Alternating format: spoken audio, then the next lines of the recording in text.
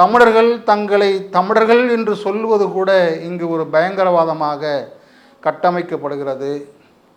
அரசியல் கட்சிகள் என்று சொல்லக்கூடிய திராவிட இயக்கங்கள் மட்டுமில்லாது பல்வேறு கட்சிகள் தமிழென்று உச்சரித்தால் அவர்களுக்கு கசக்கிறது, தமிழன் என்று சொன்னால் கசக்கிறது.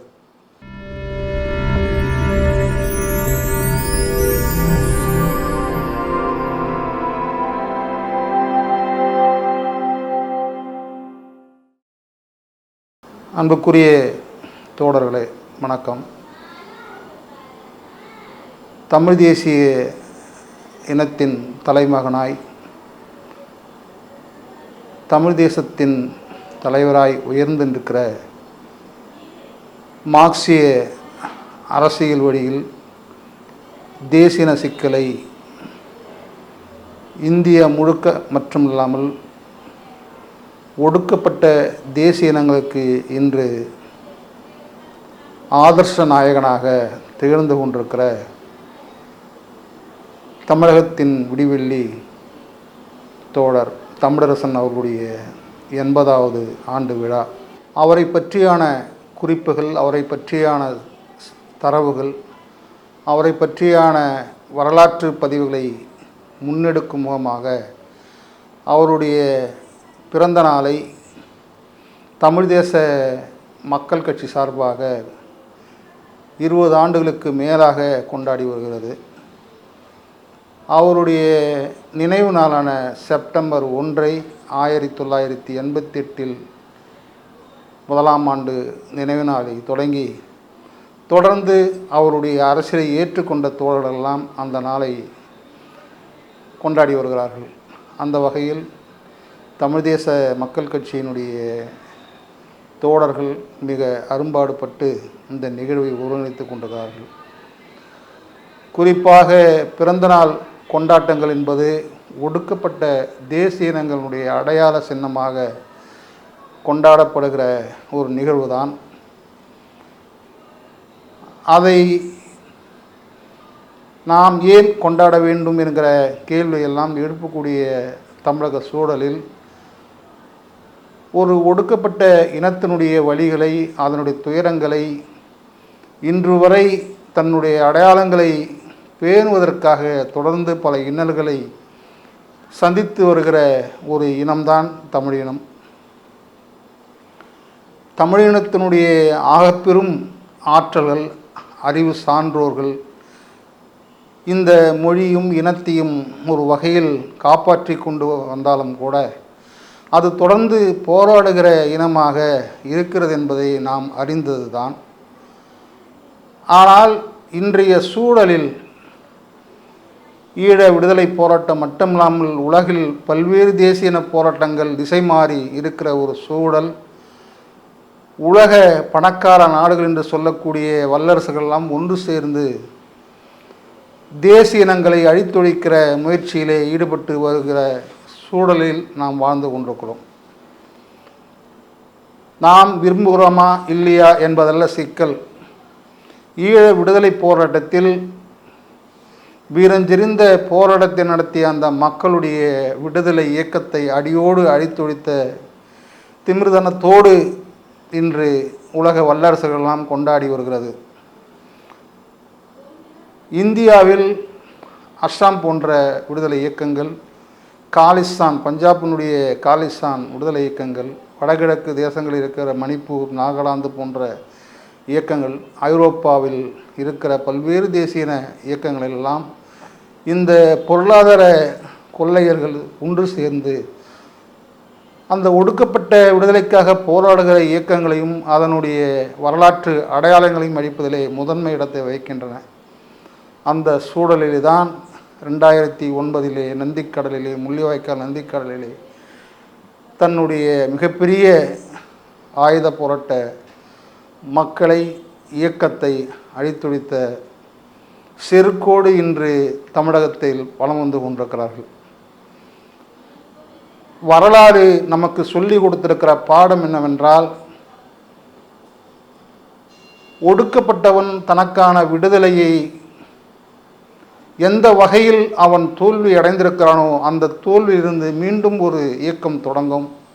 அப்படிப்பட்ட இயக்கமாகத்தான் இன்று தமிழகத்தில் தோடர் தமிழரசன் உள்ளிட்ட தோடர்களை கொன்றடித்த இந்திய வல்லரசும் தமிழக காவல்துறையும் எதிர்த்து இன்று அதற்கு பிறகான ஒரு பாய்ச்சலில் இன்று உருவாகி தமிழ் தேசம் என்கிற ஒரு சொல்லாடல், அதன் சார்ந்த அரசியல், சமரசமற்று போராடுகிற இயக்கங்கள் இன்று ஓங்கி வளர்ந்து கொண்டிருக்கின்றன. தமிழ் தேசியம் என்ற போர்வையில் பலர் ஒளிந்து கொண்டிருக்கிறார்கள் என்று ஒரு பொய்யான குற்றச்சாட்டை யார் சொன்னாலும் அதை ஏற்பதற்கு இல்லை. தமிழ் தேசம் என்பது இந்திய தேசத்திற்கு எதிரான ஒரு பேராயுதம். தமிழ் தேசத்தில் உருவாகிற இளைஞர்கள் இயக்கங்கள் இந்திய அரசை எதிர்த்து போராடுவதற்கு வக்கற்ற நிலையில் இருந்தாலும் கூட அதனுடைய மைய அரசியல் என்பது இந்தியர்களுக்கு எதிரானது, இந்தி பேசுகிற ஆதிக்கம் செய்கிற மக்களுக்கு எதிரானது என்பதை நாம் மீண்டும் மீண்டும் நினைவுபடுத்த விரும்புகிறோம்.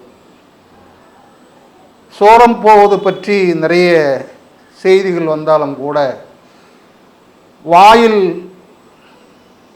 மேடையில் வாய்வீச்சு பேசுகிறவர்கள் மேடைதோறும் தன்னுடைய விடுதலையை ஒரு கையெழுத்தில் மாற்றிவிடலாம் என்று சொல்லுகிற ஒரு மடத்தனமான செய்திகள் உள்ளடங்கியதல்ல தமிழ் தேசம். இரத்தம் தோய்ந்த வரலாறுகளைத்தான் நாம் பார்த்திருக்கிறோம்.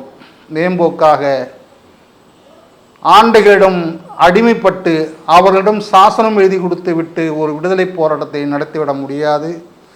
நடந்த வரலாறும் இல்லை என்பதை நாம் பார்க்க முடியும். தமிழர்கள் தங்களை தமிழர்கள் என்று சொல்லுவது கூட இங்கு ஒரு பயங்கரவாதமாக கட்டமைக்கப்படுகிறது. அரசியல் கட்சிகள் என்று சொல்லக்கூடிய திராவிட இயக்கங்கள் மட்டுமில்லாது பல்வேறு கட்சிகள் தமிழ் என்று உச்சரித்தால் அவர்களுக்கு கசக்கிறது, தமிழன் என்று சொன்னால் கசக்கிறது. காரணம், நாவிலே கோளாறு இருந்தால் வேப்ப இலை இனிக்கும் என்று சொல்லுவார்கள். அதுபோலதான் இன்று இவர்கள் ஆடுகிற ஆட்டம், இவர்கள் பேசுகிற பேச்சு எல்லாம் ஒரு நாடக மேடையில் கலையப்படுகிற ஒப்பனைகள் போல இவருடைய செயல்பாடுகள் இருந்து கொண்டிருக்கின்றன. ஆனால் இவர்களுக்கு வரலாறு தெரியாது. ஆற்றில் பெருவெள்ளமாக ஆற்றில் அடித்துச் செல்லப்படுவது தொடக்கத்தில் ஒடுக்கப்பட்ட மக்களாக இருக்கலாம், குடிசைகளாக இருக்கலாம், அந்த கரையோரம் வாழ்ந்து கொண்டிருக்கிற மக்களாக இருக்கலாம். ஆனால் அதுவே வெள்ளமாக பெரும் வெள்ளமாக உருமாறுகிற போது மாட மாளிகைகளும் அடித்து செல்லும். மாட மாளிகையில் சொகுசாக வாழ்ந்து கொண்டிருக்கிற வியாபாரிகள், தரகர்களெல்லாம் அந்த ஆற்றோடு கரைந்து போவார்கள் என்பது வரலாறு. உலகில் சொகுசு பங்களா என்று சொல்லப்படுகிற ஆற்றங்கரை ஓரங்களில் ஏற்படுகிற நிலநடுக்கத்தின் போது நாம் அந்த காட்சியெல்லாம் பார்த்திருக்கிறோம். அங்கு ஒடுக்கப்பட்ட மக்கள் இல்லை, ஒடுக்கப்பட்ட தேசிய இனங்கள் இல்லை. மிக சொகுசாக வாழ்ந்து கொண்டிருக்கிற பல்வேறு மக்கள், வசதியான மக்கள் தான் வாழ்ந்து கொண்டிருப்பார்கள். ஆனால் நிலநடுக்கம், சுனாமி ஏற்படுகிற போது முதலில் அடித்து செல்லப்படுபவர்கள் அவர்கள்தான்.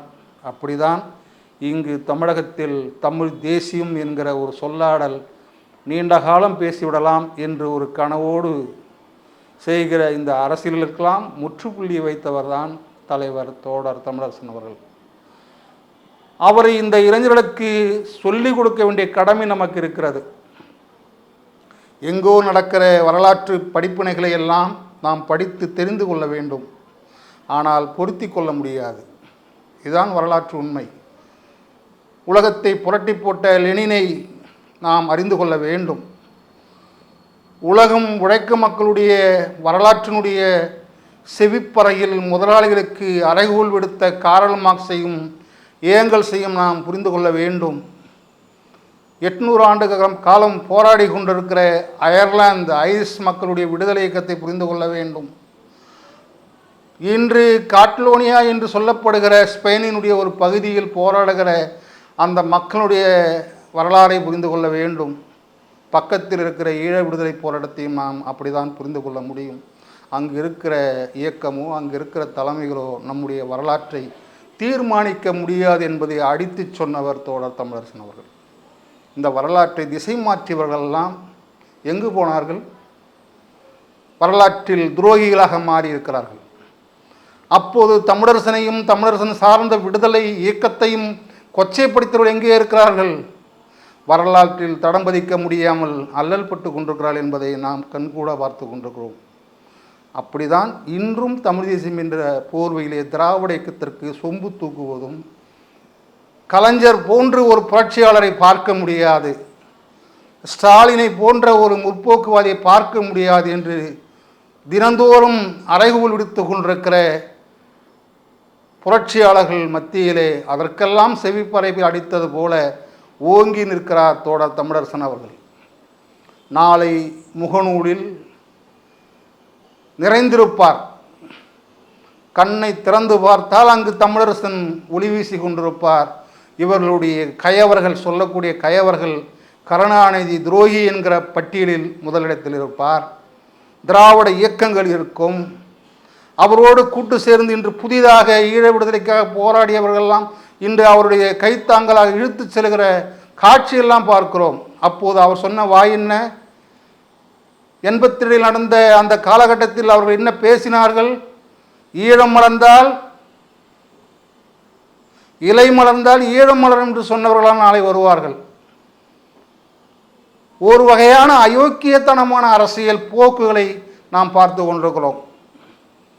அதை உடைத்தெறிவதற்கு நமக்கு ஒளி விளக்காக ஒரு கூர்தீட்டிய கத்திய போல ஒரு கோட்பாட்டை உருவாக்கி சென்று கொடுத்திருக்கிற நம்முடைய தலைவர் தமிழரசன் அந்த கூர்தீட்டி அந்த கத்தியை எடுத்துக்கொண்டு பகைவர்களை அழிப்பார்கள், அதனுடைய இளைஞர்கள் செய்வார்கள் என்பதிலே தான் நாம் நம்புகிறோம். எவ்வளவு துரோகங்கள்! ஈழ விடுதலைக்கு மட்டும் துரோகம் செய்தார்களா? இல்லையே. அதனுடைய பெயராலே இங்கு விடுதலை போராட்டத்தை நடத்துவதற்கு ஆள்காட்டி வேலையெல்லாம் செய்தவர்கள் இன்றும் இருக்கிறார்கள். நடைபிணமாக வரலாறு அவர்களை மன்னிக்காது. அதுபோலதான் இப்போதும் சில நடைபிணங்கள் எல்லாம் சோரம் போனவர்கள் எல்லாம் அறிவாலயம் பக்கத்திலே மனநோயை பாதிக்கப்பட்டவது போல அந்த அறிவாலயம் சுற்றி கொண்டிருக்கிறார்கள். இவர்கள் நாளை என்ன வரலாறு சொல்லப் போகிறது? அண்ணா அறிவாலயத்தினுடைய தலைமகனாக இருந்த கலைஞர் அவர்கள் எப்படி ஈழ விடுதலைக்கு துரோகம் இழைத்தார் என்று சொல்லுகிறோமோ அப்படிதானே அந்த அறிவாலயம் பக்கத்திலே அலைந்து கொண்டிருக்கிற 5க்கும் 10க்கும் அலைந்து கொண்டிருக்கிற ஸ்டாலின் ஐயா என்று சொல்லக்கூடிய வாயெல்லாம் நாளை வரலாற்று பக்கங்களிலே துரோகி என்ற பட்டியலை சேர்த்து கொள்ளப்படும். என்ன எழுதுகிறார்கள் இவர்கள்? நேர்மை இருக்கிறதா? நேர்மையற்றவர்களாக உருமாறியிருக்கிறார்கள்.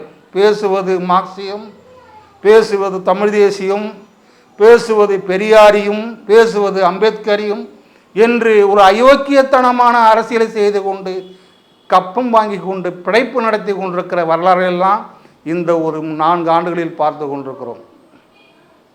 வரலாற்று பக்கங்களிலே துரோகிகளுக்கு எப்போதும் இடமில்லை. ஆனால் அவர்கள் வாழ்ந்த காலத்தில் கொஞ்சம் சொகுசாக இருக்கலாம், வாய்ப்பு இருக்கிறது.